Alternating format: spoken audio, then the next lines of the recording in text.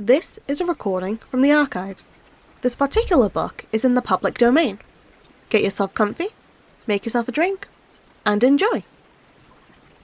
Grimm's Tales by the Brothers Grimm. Read by Pal D. Aquila. The Owl.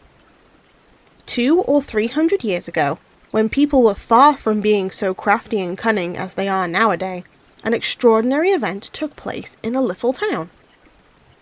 By some mischance, one of the great owls, called horned owls, had come from the neighbouring woods into the barn of one of the townsfolk in the night time, and when day had broke did not dare to venture forth again out from her retreat, for fear of the other birds, which raised a terrible outcry whenever she appeared.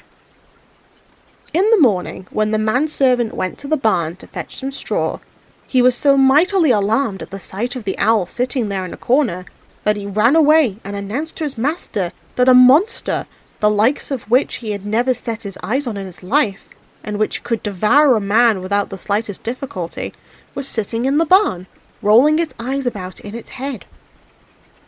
"I know you already," said the master.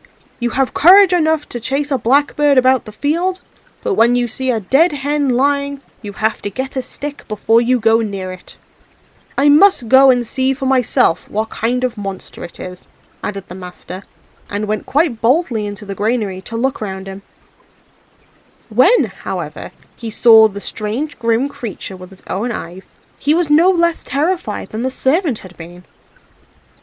With 2 bounds he sprang out, ran to his neighbours, and begged them imploringly to lend him assistance against an unknown and dangerous beast, or else the whole town might be up in danger if it was to break loose out of the barn, where it was shut up.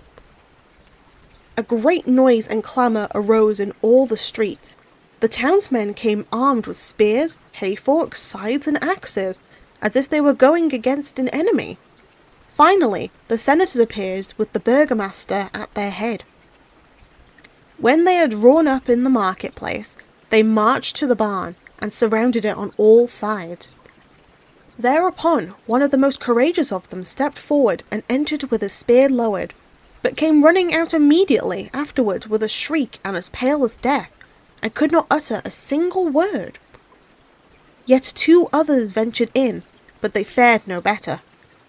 At last one stepped forth, a great strong man who was famous for his warlike deeds, and said, "You will not drive away the monster by merely looking at him. We must be in earnest here, but I see that you have all turned into women, and not one of you dares to encounter the animal." He ordered them to give him some armour, had a sword and spear brought, and armed himself. All praised his courage, though many feared for his life. The 2 barn doors were opened, and they saw the owl, which in the meantime had perched herself on the middle of a great cross beam. He had a ladder brought, and when he raised it and made ready to climb up, they all cried out to him that he was to bear himself bravely, and commended him to St. George, who slew the dragon. When he had just got to the top, and the owl perceived that he had designs on her, and was also bewildered by the crowd and the shouting, and knew not how to escape, she rolled her eyes, ruffled her feathers, flapped her wings, snapped her beak, and cried, "To-wit-to-woo!" in a harsh voice.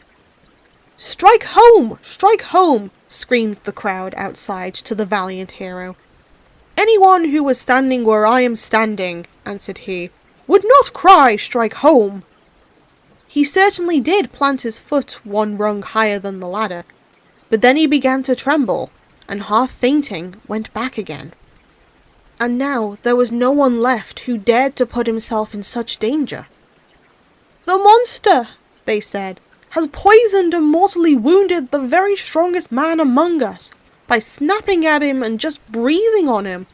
Are we, too, to risk our lives?" They took counsel as to what they ought to do to prevent the whole town being destroyed. For a long time everything seemed to be of no use, but at length the burgomaster found an expedient. "My opinion," he said, "is that we ought to, out of the common purse, to pay for this barn, and whatsoever corn, straw, or hay it contains, and thus indemnify the owner, and then burn down the whole building, and the terrible beast with it. Thus, no one will have to endanger his life. This is no time for thinking of expense, and tardliness would be ill applied. All agreed with him, so they set fire to the barn at all four corners, and with it the owl was miserably burnt. Let any one who will not believe it go thither and inquire for himself.